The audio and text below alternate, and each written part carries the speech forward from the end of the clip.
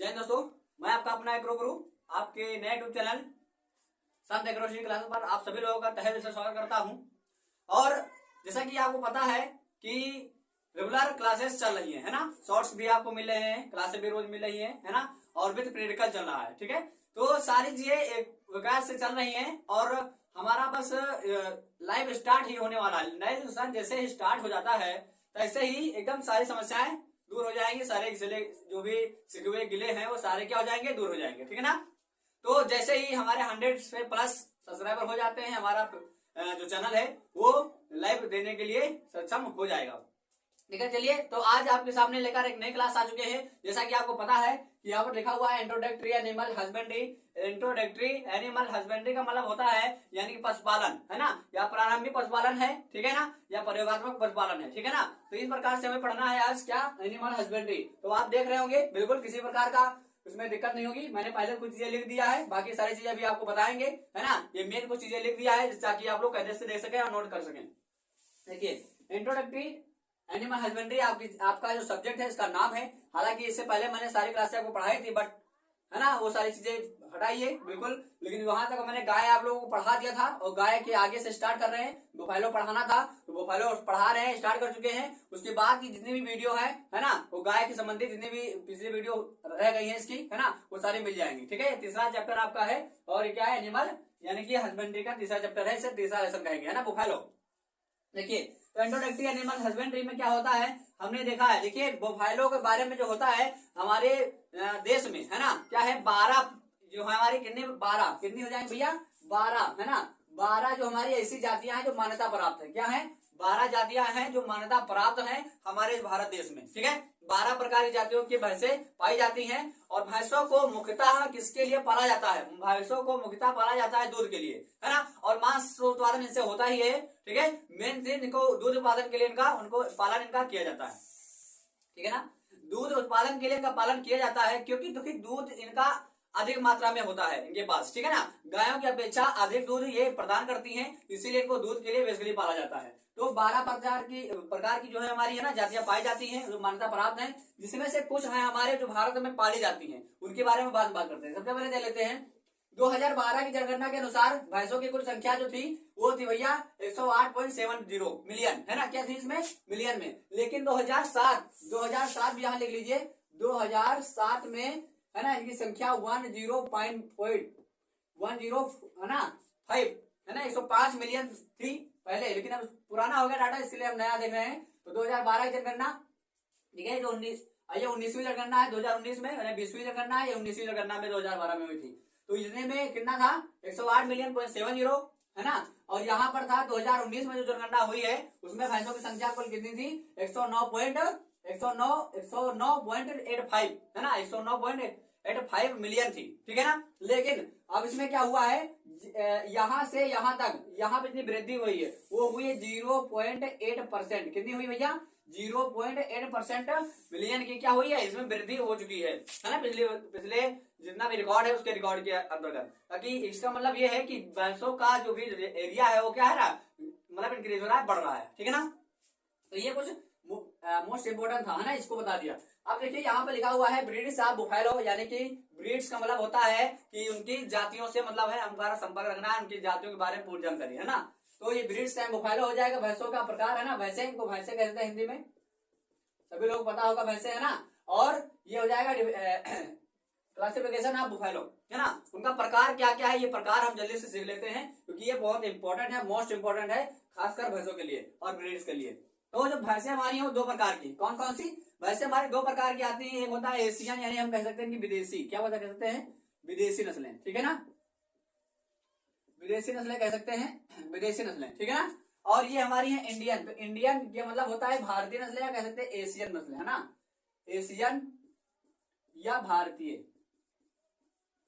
है ना, नस्लें क्या कह सकते हैं, एशियन या भारतीय नस्लें। समझ में आ रही बात ना, इंडियन बुफैलो एशियन या भारतीय नस्लें हो जाएगी। तो 2 प्रकार की हमारी, पहला क्या हो जाएगा हमारा एशियन और दूसरा हो जाएगा इंडियन बुफैलो। ठीक है, उसकी बात दे लेते हैं। अब देखिए एशियन में कुछ प्रकार की यहाँ पर दी हुई है, जैसे पहला हमारा है कारबाओ, है ना, काराबाओ एक नस्ल है जो भैंस की है ना, जो विदेशी है, जो बाहरी देशों में पाली जाती है। इसके बाद ये हमारी है कोई काम, है ना, कोई काम, क्योंकि अब तो विदेशी और देसी सारा मिक्सचर चल रही है ना यहाँ पर भारत में, तो ये हमारा हो जाएगा कोई काम। उसके बाद है मैरिड, एक हमारी क्या हो जाएगी मैरिड, दूसरी हमारी होगी सैपी, क्या हो जाएगी सैपी हो जाएगी, और तीसरी हो जाएगी हमारी जो भी हमारे 1 2 3 4 5वीं हो जाएगी हमारी क्या है सिन्हाला, क्या हो जाएगी सिन्हाला। 1 2 और है ना, उनके नाम हमने नहीं लिखा है, और बाकी उनको आपको किसमें आपको हम उसमें अपलोडेड वीडियो में दे देंगे, ठीक है ना, अपलोडेड वीडियो के अंतर्गत आपको मिल जाएंगी, ठीक है।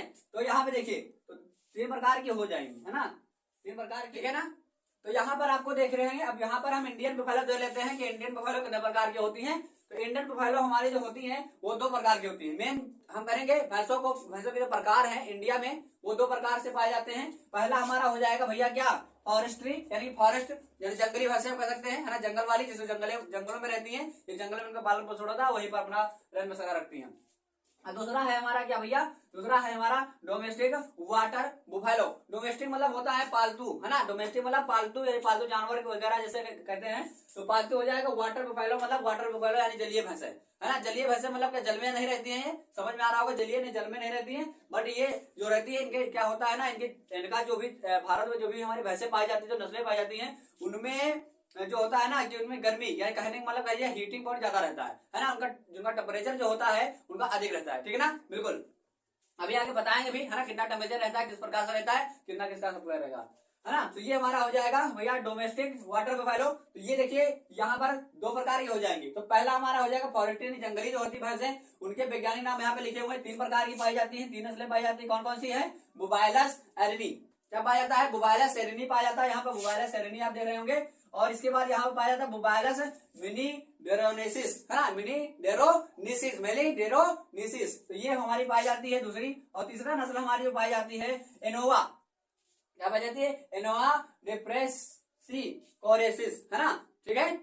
तीसरी कौन सी पाई जाती है, एनोवा हमारी पाई जाती है डिप्रेसिव, है ना, कोरेसिस, है ना। तो 3 प्रकार की हमारी ये पाई जाती हैं, कहां पर, फॉरेस्ट्री यानी जो जंगली भैंसे होती है जंगलियों में पाई जाती है, ठीक है। और हमारी वाटर डोमेस्टिक जो होती है 2 प्रकार की जो हमारे यहाँ पाली जाती है खासकर भारत में, तो वो हमारी हो जाएंगी भैया बुबाइलस कार्बेनिस, है ना, क्या हो जाएगी कार्बेनिस, है ना। और ये दूसरी हमारी होती है जो खासकर भारत में पाली जाती है, जैसे हमारे एरिया जैसे हमारा हो गया उत्तर प्रदेश के आसपास के सारे इलाके पाए जाते हैं, उनमें हमारी पाई जाती है बुबाइलस बुबाइलिस, है ना, क्या पाई जाती है बुबाइलस बुबाइलिस, ठीक है ना। तो ये हमारी प्रजाति जो है हमारे यहाँ पर पाली जाती है खासकर, ठीक है ना। समझ में आ रही बात, समझ में आ रही। लेकिन अभी हमने शुरुआत में आपसे बताया था कि जो भी हमारा क्या है, शुरुआत में बताया था कि जो हमारी शुरुआत में आपको ये बताया था कि जो है जो भैंसे हमारी वो कितने प्रकार की पाई जाती है, भैंसे हमारी कितने प्रकार की जो भारत में है, कुल भारत में इनका पालन पोषण किया जाता है, इनको पाला जाता है ना, उनके बारे में मैं आपको बताना चाहता हूँ। उनके बारे में भैया क्या है, देखिए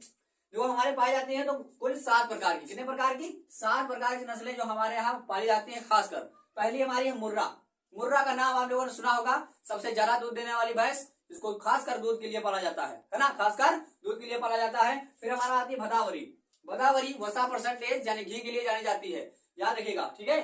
फिर हमारे नीली रावी, जाफराबादी, है ना, क्या हो जाएगी जाफराबादी। और उसके बाद सुरती, मेहसाना और नागपुरी। सुरती है, जाफराबादी, ये भारी नस्लें हैं, है ना, भारी नस्लें होती हैं। इनको खासकर दूध के लिए तो पाला ही जाता है, बल्कि साथ साथ में इनके बहनों इनके जो कलिजीन के नर होते हैं, है ना, या इनको क्या किया जाता है, खेतों के लिए भी उपयोग किया जाता है। तो हमारी 4 प्रकार की, यहाँ 7 प्रकार की हो जाएंगी, मुर्रा, गोदावरी, नीली रावी, जाफराबादी, सुरती, मेहसाना, नागपुरी, है ना। तो ये हमारे क्या हो जाएंगे, 7 नस्लें हो जाएंगी जो भारत में खासकर ये पाली जाती हैं। खासकर भैंसों को दूध के लिए ही पाला जाता है, क्योंकि दूध इनका बहुत ही ज्यादा होता है, इनके पास इनका उत्पादन क्षमता अधिक होती है, ठीक है ना। मुर्रा का कहना है, मुर्रा जो हमारी भैंस है, अभी आगे पढ़ाएंगे, एक सब कुछ पढ़ाएंगे पूरा डिटेल में, ठीक है ना। तो मुर्रा जो है ये 18 लीटर तक दूध दे सकती है एक दिन में, ठीक है ना, 18 लीटर तक, समझ लीजिए कितना दूध देती है, ठीक है। तो ये आपका था। अब इसके आगे बढ़ते हैं और आगे बढ़कर देखते हैं, आगे बढ़ते हैं और देखते हैं कि और इसमें क्या है ना। चलिए आगे बढ़ते हैं, ठीक है, चलिए देख लेते हैं जल्दी से। तो गाय का भैंस के दूध का, है ना, गाय तथा भैंस के दूध में जो औसत संगठन होता है ना, कैसा कैसा होता है, इसके बारे में देख लेते हैं, ठीक है। तो यहाँ पर हमने देखा है, आपको लिखकर दिखा दिया ताकि आप इसको नोट भी कर सके, ठीक है ना। तो यहाँ पे लिखा हुआ काऊ प्लस बुफैलो, यानी दोनों को हम देख लेंगे। तो जो गाय होती है ना, गाय जो होती है उसमें जो जल का प्रतिशत होता है, क्या होता है, जल का प्रतिशत होता है 86.61, कितना होता है यानी 86.61 है ना, तो 86 हो जाएगा। ठीक है, तो इसमें कितना होता है 82 पॉइंट है ना, यानी 82.76। और इसमें क्या होता है देखिए वसा यानी फैट, इसे क्या बोलते हैं फैट। अब फैट कितना होता है 4 पॉइंट है ना 14% हो जाता है। उसके बाद इसमें हम ले लेते हैं, इसमें क्या होता है 7.38। देखिए यहाँ पे हम बता देते हैं, जो गाय होती है उसमें वसा परसेंटेज ज्यादा नहीं होता है, क्योंकि इसमें जो होता है 13%, भैंसों में 13% तक क्या होता है वसा निकाली जा सकती है ना, क्या निकाली जा गई है वसा परसेंटेज निकाला गया है, कहाँ तक 13% तक। और उधर कितना, यानी जो हमारी उधर जो गाय होती हैं उनमें भी है, लेकिन वो 13% से खाली आता है ना, नीचे आता है। 7 हो जाएगा, 8 हो जाएगा, कितने परसेंट तक वो पाया जा सकता है 12-13% तक नहीं, क्योंकि सबसे ज्यादा जो वसा परसेंटेज पाया जाता है वो भैंसों में ही पाया जाता है। यहाँ पर देख लीजिएगा, और ये जल की मात्रा हमेशा भैंसों में कम पाई जाती है। यहाँ पर 86 लिखा है, 82 लिखा हुआ है ना, लेकिन ये यहाँ पर कभी कभी 90 भी हो जाता है, याद रखिएगा। ठीक है ना, उसके बाद प्रोटीन हमारी है 3.58% और यहाँ पर 3.60%। ठीक है ना। अब यहाँ पर देखिए कुल ठोस, ठोस का मतलब समझ रहे ना, ठोस मतलब होता है जो हम जैसे छेना फाड़ देते हैं ना, तो उसमें जो ठोस निकलता है, यानी कि जो मेन वहां पे मटेरियल होता है वो ठोस होता है ना, घी को छोड़कर, हाँ ना, घी को छोड़कर जो भी चीजें मिलती है उसको, वो हमारा क्या होगा ठोस में आएगा। तो गाय में यानी कुल ठोस होता है 13.19% और यहाँ पर कितना 17.24% है ना। इसके बाद यहाँ पर वसा रही ठोस पदार्थ, इसमें वसा नहीं होती है, उसी में वसा भी मिली रहेगी, लेकिन यहाँ पे वसा छोड़कर यानी फैट को निकाल कर जो ठोस होता है 9.25% और यहाँ पर हो जाएगा 5.48%। ठीक है ना, बिल्कुल, सॉरी यहाँ पर 9.86% है ना, ये इसका हो गया। तो इसमें लगभग ये चीजें बराबर होती है, कुछ थोड़ा, लेकिन इसमें लैक्टोज, लैक्टोज आपको पता है दूध में हमेशा लैक्टोज शर्करा पाई जाती है, जिससे लैक्टिक अम्ल बन जाता है। ठीक है ना, लैक्टिक अम्ल बन जाता है तो दूध खट्टा होता है, लेकिन उससे पहले क्या होती है लैक्टोज शर्करा पाई जाती है, शर्करा होती है, ये पाई जाती है 4.96% और इसमें पाई जाती है 5.48%। है ना, समझ पा रहे हैं, समझ पा रहे हैं। उसके बाद आता है राख यानी भस्म जो मिलती है, भस्म भी इसमें होती है, तो वो 0.7%, 0.7% यानी दोनों में सेम रहती है। समझ पा रहे हैं, समझ पा रहे हैं। ठीक है, तो ये हमारा क्या था औसत संगठन था किसका, गाय और भैंसों का। ठीक है, लेकिन इससे पहले हम एक बात और सीख लेते हैं, ये भैंसों में क्या होता है, भैंसों में इनको ये अधिकतर जो हमारे यहाँ भैंसें पाई जाती है गर्म जलवायु की है, उष्ण की है ना, तो यहाँ पे गर्म जलवायु में इनको रहना ज्यादा पसंद रहता है, जहाँ पे गर्मी ज्यादा होती है। ठीक है, राजस्थान वगैरह जैसे हो गए यहाँ पर है ना। और लेकिन उसके बाद जो हमारे यहाँ भैंसे पाई जाती हैं वो कौन हमने बताया है ना, मोबाइलस मोबाइलिस करके हमारी होती है, मोबाइल मोबाइलिस जो हमारी पाई जाती है, कार्बेंडिस हमारे यहाँ नहीं पाई जाती हैं। तो ये सब चीजें हमारे क्या हो जाएंगी, मोबाइलों के अंतर्गत आ जाएंगी। ठीक है ना, और गायों में इसी प्रकार से पढ़ाए थे, लेकिन अब उसको बाद में हम बताएंगे। ठीक है ना, उसको बाद में बताया जाएंगे, क्योंकि यहाँ से स्टार्ट करते हैं ना, मोबाइलों से स्टार्ट किया जाता है। ठीक है, तो चलते हैं आगे, थोड़ा इसी बारे में और देख लेते हैं। ठीक है, 2 मिनट। ठीक है, तो भैंसों के संबंध में थोड़ी जानकारी और हम ले लेते हैं भैंसों में, है ना, क्योंकि ये गायों के अपेक्षा अधिक भोजन ग्रहण करती हैं, इसीलिए इनका दूध प्रदर्शन तेज भी अधिक होता है।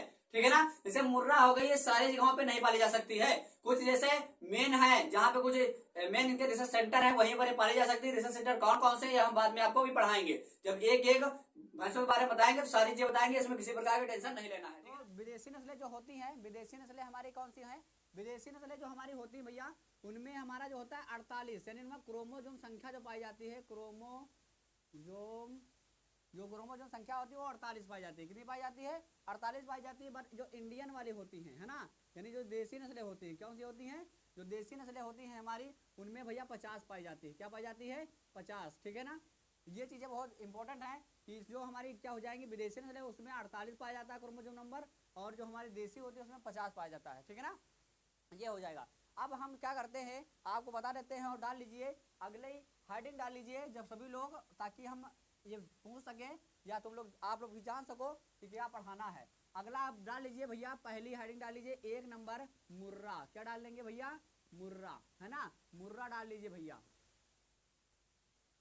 मुर्रा डाल लीजिए भैया सभी लोग। अब मुर्रा अगली बार पढ़ाया जाएगा, है ना, मुर्रा क्या डालेंगे, मुर्रा। ठीक है, तो ये वीडियो आपको कैसे लगी है कमेंट करके जरूर बताया करें सभी लोग, वैसे भी सब लोग कमेंट करते हैं। और जिन लोगों ने अभी तक हमारे इस वीडियो को, हमारे चैनल को नहीं देखा है, नहीं सब्सक्राइब किया हो, जल्द से जल्द सब्सक्राइब कर लें, और जाके अच्छे से अच्छे यहाँ से ज्ञान आपको प्राप्त हो सके, वो सारी वीडियो आप पा सके जो हम यहाँ से दे रहे हैं। ठीक है ना, वो सारी चीज़ें आपको कंप्लीट करा सके।